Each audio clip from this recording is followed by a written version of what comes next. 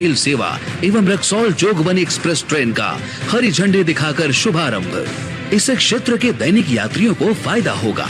इसके साथ ही प्रधानमंत्री जी कर रहे हैं पेट्रोलियम सेक्टर के Indian oil pipeline terminal Motihari एवं Indian oil Motihari LPG plant का राष्ट्र को समर्पण। इससे बिहार के गोपालगंज, सीवान, सीतामढ़ी, शिवहर, पूर्वी चंपारण और पश्चिमी चंपारण एवं उत्तर प्रदेश के कुशीनगर और देवरिया जिलों के 28 लाख उपभोक्ताओं तक एलपीजी की सुगम आपूर्ति सुनिश्चित होगी। साथ ही प्रति वर्ष लॉजिस्टिक की लागत में 51 करोड़ रुपए से अधिक की बचत होगी एवं कार्बन उत्सर्जन में आएगी कमी। वहीं मुजफ्फरपुर मोतिहारी एलपीजी पाइपलाइन के उद्घाटन से मोतिहारी और नेपाल तक एलपीजी की आपूर्ति होगी सुनिश्चित। पूर्वी चंपारण, पश्चिमी चंपारण, गोपालगंज, सीवान और देवरिया में शहरी गैस वितरण परियोजना के शिलान्यास से इन जिलों के निवासियों तक स्वच्छ और हरित ईंधन की आपूर्ति होगी सुनिश्चित। एवं एचबीएल की सुगौली और लौरिया में अनाज आधारित इथेनॉल परियोजनाओं के शिलान्यास से इथेनॉल उत्पादन को गति मिलेगी। साथ ही स्थानीय किसानों की आर्थिक प्रगति का मार्ग भी होगा प्रशस्त।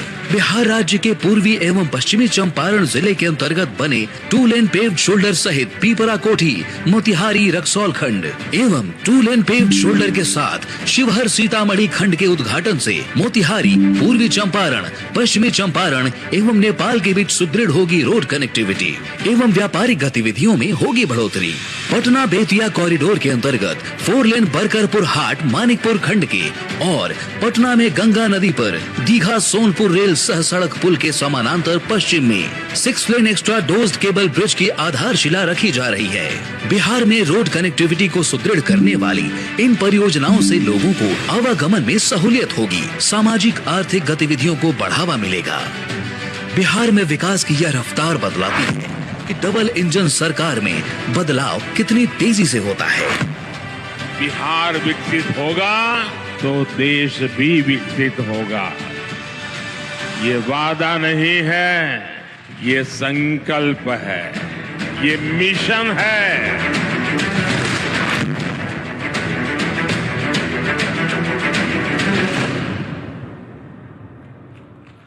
इस गरिमामय अवसर पर अब मैं अति विनम्रता पूर्वक माननीय प्रधानमंत्री जी से सादर अनुरोध करती हूं कि कृपया 2 नई रेलगाड़ियों नरकटियागंज, गौनाहा एवं रक्सौल जोगबनी रेल सेवा को वीडियो लिंक के माध्यम से हरी झंडी दिखाकर शुभारंभ करने की कृपा करें।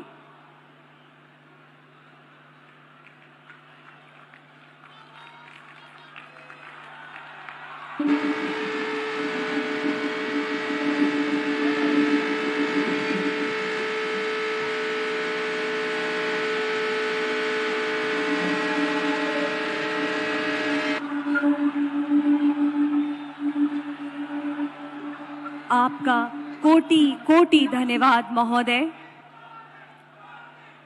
उपस्थित अतिथियों, अद्भुत एवं विराट व्यक्तित्व के आशीर्वाद का हम सभी को लाभ लेना है, जिनकी संकल्प शक्ति को दैवीय आशीर्वाद एवं 140 करोड़ भारतीयों का आत्मसात प्राप्त है। मैं अति विनम्रता पूर्वक माननीय प्रधानमंत्री जी से सादर अनुरोध करती हूं कि कृपया अपनी अमृतमयी वाणी से अभिसिंचित करके हम सभी को अपना आशीर्वाद प्रदान करने की कृपा करें। कृपया दोनों हाथों को उठाकर पुरजोर तालियों के उद्घोष के साथ अभिनंदन करें परम आदरणीय प्रधानमंत्री जी का। महर्षि वाल्मीकि के कर्मभूमि, माता सीता के शरण भूमि और लवकुश के ई भूमि पर हम सबके प्रणाम करतानी। राज्यपाल श्री राजेंद्र अर्लेकर जी, मंत्रिमंडल में मेरे सहयोगी नित्यानंद राय जी, उप मुख्यमंत्री विजय कुमार सिन्हा जी, सम्राट चौधरी जी, राज्य सरकार में मंत्री वरिष्ठ नेता विजय कुमार चौधरी जी, संतोष कुमार सुमन जी, सांसद संजय जायसवाल जी, राधा मोहन जी, सुनील कुमार जी, रमा देवी जी, सतीश चंद्र दुबे जी, अन्य सभी वरिष्ठ महानुभाव और बिहार के मेरे प्यारे भाइयों और बहनों, ये वो भूमि है जिसने भारत की आजादी की लड़ाई में नए प्राण फूके, नई चेतना का संचार किया। इसी धरती ने मोहनदास जी को महात्मा गांधी बना दिया। विकसित बिहार से विकसित भारत, इस संकल्प लेने के लिए बेतिया से बेहतर, चंपारण से बेहतर और कोई स्थान हो सकता है क्या बोला? और आज यहां इतनी बड़ी संख्या में आप सभी, हम एनडीए के सभी साथियों को आशीर्वाद देने के लिए आए। आज बिहार के अलग अलग विधानसभा क्षेत्रों, लोकसभा क्षेत्रों से भी हजारों लोग विकसित भारत संकल्प इस कार्यक्रम में अपने अपने स्थान पर जुड़े हैं। मैं बिहार के सभी लोगों का अभिनंदन करता हूं। मैं आप सबसे क्षमा भी मांगता हूं क्योंकि मुझे आने में जरा ज्यादा विलंब हो गया। मैं बंगाल में था और इन दिनों बंगाल का उत्साह भी कुछ और ही है। वहां 12 किलोमीटर का रोड शो था, तो बड़ी मुश्किल से मैं समय कम करने की कोशिश तो कर रहा था, लेकिन इसके कारण लेट पहुंचा। आपको जो कठिनाई हुई, इसके लिए मैं आप सबकी क्षमा मांगता हूं। साथियों, बिहार वो धरती है जिसने सदियों तक देश का नेतृत्व किया है। बिहार वो धरती है जिसने एक से बढ़कर एक प्रतिभावान व्यक्तित्व मां भारती को दिए हैं। और ये सच्चाई है, जब जब बिहार समृद्ध रहा है तब भारत समृद्ध रहा है। इसलिए विकसित भारत के लिए बिहार का विकसित होना उतना ही जरूरी है। मुझे खुशी है कि बिहार में विकास का डबल इंजन लगने के बाद विकसित बिहार से जुड़े कार्यों में और तेजी आ गई है। आज भी करीब 13,000 करोड़ रुपए की योजनाओं का उपहार बिहार को मिला है। इसमें rail, road, ethanol plant, city gas supply, LPG gas, ऐसी अनेक अहम परियोजनाएं शामिल है। विकसित बिहार के लिए हम यही तेजी पकड़नी है, इसी तेजी को बनाए रखना है। आप सभी को इन परियोजनाओं के लिए बहुत बहुत बधाई। साथियों, आजादी के बाद के दशकों में बिहार की एक बहुत बड़ी चुनौती रही है यहां से युवाओं का पलायन। जब बिहार में जंगल राज आया तो ये पलायन और ज्यादा बढ़ गया। जंगल राज लाने वाले लोगों ने सिर्फ और सिर्फ अपने परिवार की चिंता की, बिहार के लाखों बच्चों का भविष्य दांव पर लगा दिया। बिहार के मेरे नौजवान साथी दूसरे राज्यों के दूसरे शहरों में रोजी रोटी के लिए जाते रहे और यहां एक ही परिवार फलता फूलता रहा। किस तरह एक एक नौकरी के बदले जमीनों पर कब्जा किया गया। क्या कोई भी व्यक्ति सामान्य मानवी को इस प्रकार से लूटने वालों को माफ कर सकता है क्या? माफ कर सकता है क्या? क्या ऐसे लोगों को माफ कर सकते हैं क्या? बिहार में जंगल राज लाने वाला परिवार बिहार के युवाओं का सबसे बड़ा गुनहगार है। जंगल राज के जिम्मेदार परिवार ने बिहार के लाखों नौजवानों से उनका भाग्य छीन लिया। ये एनडीए सरकार है जो इस जंगल राज से बिहार को बचाकर इतना आगे लाई है। साथियों, एनडीए की डबल इंजन सरकार का प्रयास है कि बिहार के युवा को यही बिहार में नौकरी मिले, यही बिहार में रोजगार मिले। आज जिन हजारों करोड़ रुपयों की परियोजनाओं का लोकार्पण और शिलान्यास हुआ है, उसके मूल में भी यही भावना है। आखिर इन परियोजनाओं के सबसे बड़े लाभार्थी कौन है?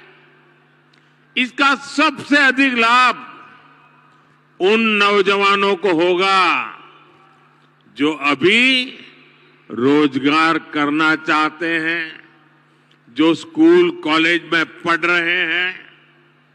आज गंगा जी पर 6 लेन के 6 लेन के केबल आधारित ब्रिज का शिलान्यास हुआ है। बिहार में 22,000 करोड़ रुपए से 1 दर्जन से अधिक पुल पर काम चल रहा है, जिनमें से 5 पुल तो गंगा जी पर बन रहे हैं। ये पुल, ये चौड़े रास्ते ही वही तो विकास का मार्ग बनाते हैं, उद्योगों को लाते हैं।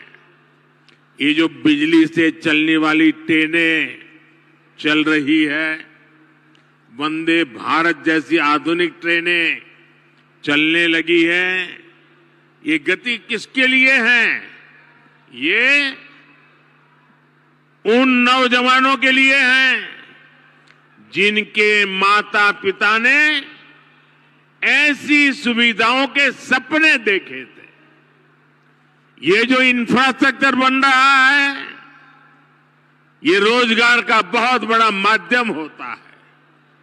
इसमें मजदूर हो, ड्राइवर हो, सर्विसेज से जुड़े लोग हो, इंजीनियर हो, ऐसे अनेक क्षेत्रों के रोजगार इससे पैदा होते हैं। यानी ये जो हजारों करोड़ रुपए सरकार लगा रही है, ये पैसा बिहार के सामान्य परिवारों के पास ही पहुंचेगा। इससे रेत, पत्थर, ईंट, सीमेंट, स्टील ऐसे अनेक उद्योगों को, फैक्ट्रियों को, छोटे छोटे दुकानों को बल मिलने वाला है। साथियों, ये जितनी भी नई ट्रेनें चल रही हैं, पटरियां बिछ रही हैं, ये सब कुछ आज भारत में ही बन रहा है। मेड इन इंडिया है, यानी इसमें भी भारत के ही लोगों को रोजगार मिल रहा है। बिहार में भी रेल इंजन बनाने वाली आधुनिक फैक्ट्रियां एनडीए सरकार ने बनाई है। आज पूरी दुनिया में डिजिटल इंडिया की बहुत बड़ी चर्चा है। और मैं आपको एक बात और बोलूं, आज कई विकसित देशों में भी ऐसी डिजिटल व्यवस्था नहीं है जो बेतिया में, चंपारण में उपलब्ध है। विदेशी नेता जब मुझसे मिलते हैं तो पूछते हैं कि मोदी जी, आपने ये सब इतनी जल्दी कैसे किया? तब मैं उन्हें कहता हूं कि मोदी ने नहीं, ये भारत के नौजवानों ने किया है। मोदी ने तो भारत के हर युवा को उनके हर कदम पर साथ देने की गारंटी दी है। और विकसित बिहार के लिए आज यही गारंटी मैं बिहार के युवा को भी दे रहा हूं।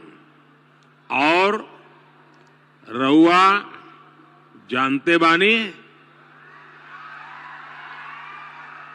मोदी के गारंटी मने गारंटी पूरा होके के गारंटी। साथियों, एक तरफ नया भारत बन रहा है, वहीं दूसरी तरफ आरजेडी, कांग्रेस और इनका इंडी गठबंधन अभी भी 20वीं सदी की दुनिया में जी रहा है। एनडीए की सरकार कह रही है कि हम हर घर को सूर्य घर बनाना चाहते हैं। हम चाहते हैं कि हर घर की छत पर सोलर प्लांट हो, उससे वो घर भी कमाएं और उसे बिजली भी मुफ्त मिले।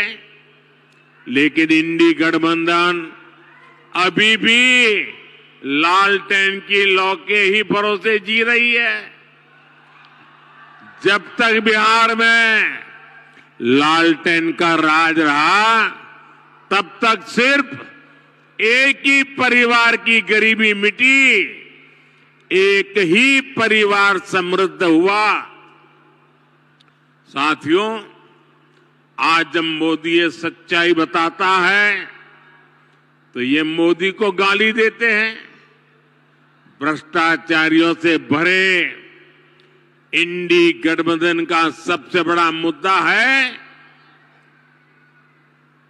मोदी का परिवार नहीं है। ये लोग कहते हैं कि इंडी गठबंधन के परिवारवादी नेताओं को लूटने का लाइसेंस मिलना चाहिए। क्या लूटने का लाइसेंस मिलना चाहिए? क्या मिलना चाहिए? क्या आज भारत रत्न कर्पूरी ठाकुर जी अगर होते तो ये उनसे भी यही सवाल पूछते जो मोदी से पूछ रहे हैं। परिवारवाद और भ्रष्टाचार के कट्टर समर्थक ये आज पूज्य बापू जेपी लोहिया, बाबा साहब आंबेडकर को भी कटघरे में खड़ा करते। इन्होंने भी तो अपने परिवार को बढ़ावा नहीं दिया, बल्कि देश के हर परिवार के लिए जीवन खपा दिया। साथियों, आपके सामने वो व्यक्ति है जिसने बहुत छोटी आयु में घर छोड़ दिया था। बिहार का कोई भी व्यक्ति किसी भी राज्य में रहे, लेकिन छठ पूजा पर, दिवाली पर घर जरूर लौटता है, लेकिन वे मोदी जिसने बचपन में ही घर छोड़ दिया, मेरा कौन सा घर है जहां मैं लौटूं? मेरे लिए तो पूरा भारत ही मेरा घर है, हर भारतवासी मेरा परिवार है। इसलिए आज हर भारतीय कह रहा है, हर गरीब, हर नौजवान कह रहा है, मैं हूं मोदी का परिवार, मैं हूं अंबानी मोदी के परिवार। साथियों, मैं गरीब की हर चिंता खत्म करना चाहता हूं, इसलिए मोदी अपने गरीब से गरीब परिवार को मुफ्त राशन दे रहा है, मुफ्त इलाज की सुविधा दे रहा है। मैं चाहता हूं कि महिलाओं की जिंदगी से कठिनाइयां कम हो, इसलिए मोदी महिलाओं के नाम पक्के घर दे रहा है, टॉयलेट दे रहा है, बिजली पहुंचा रहा है, गैस का कनेक्शन लग रहा है, नल से जल की सुविधा हो रही है। ऐसी चीजों पर काम कर रहे हैं।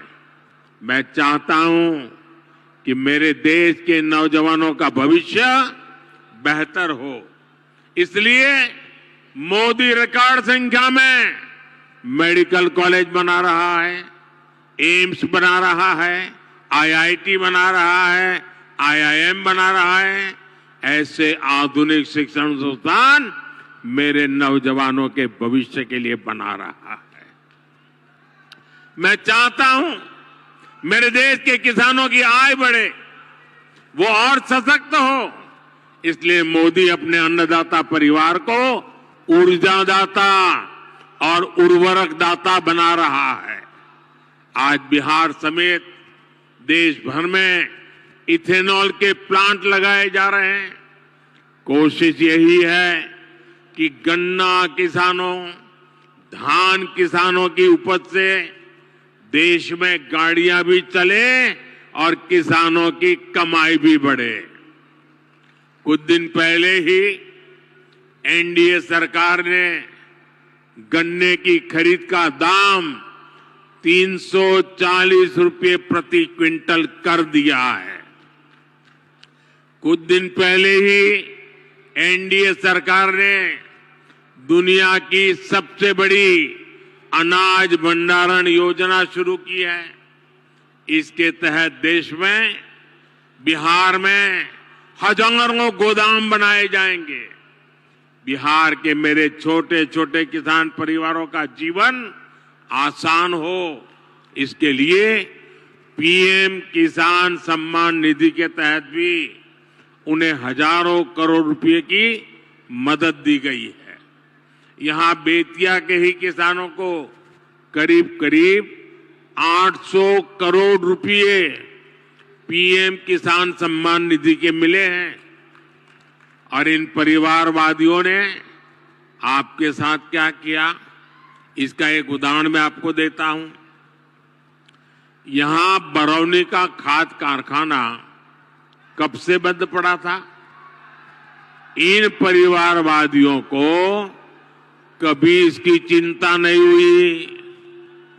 मोदी ने किसानों को, मजदूरों को इसे फिर से शुरू करवाने की गारंटी दी थी। आज ये खाद कारखाना अपनी सेवा दे रहा है और नौजवानों को रोजगार भी दे रहा है। और इसलिए ही लोग कहते हैं मोदी की गारंटी यानी गारंटी पूरा होने की गारंटी। साथियों, चुनाव में ये जो इंडी गठबंधन वाले हैं ना, उनको पता है अब वो कहीं के रहने वाले नहीं हैं और अपनी हार तय देख इंडी गठबंधन के निशाने पर खुद भगवान राम भी आ गए हैं।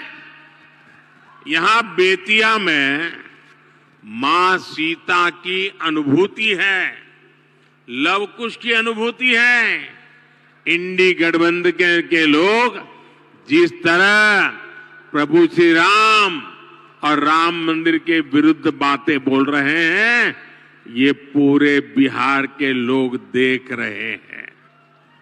और बिहार के लोग ये भी देख रहे हैं कि भगवान श्री राम का अपमान करने वालों का साथ कौन दे रहा है। यही परिवारवादी हैं जिन्होंने दशकों तक राम लला को टेंट में रखा। यही परिवारवादी है जिन्होंने राम मंदिर न बने इसके लिए जी तोड़ कोशिश की। आज भारत अपनी विरासत, अपनी संस्कृति का सम्मान कर रहा है, तो इन लोगों को इसकी भी परेशानी हो रही है। साथियों, ये क्षेत्र प्रकृति प्रेमी थारू जनजाति का क्षेत्र है। थारू समाज में प्रकृति के साथ प्रगति की जो जीवन शैली हम देखते हैं, वो हम सबके लिए सबक है। आज अगर भारत प्रकृति की रक्षा करते हुए विकास कर रहा है, तो इसके पीछे थारू जैसी जनजाति की भी प्रेरणा है। इसीलिए तो मैं कहता हूं कि विकसित भारत के निर्माण के लिए सबका प्रयास चाहिए, सबकी प्रेरणा चाहिए, सबकी सीख चाहिए।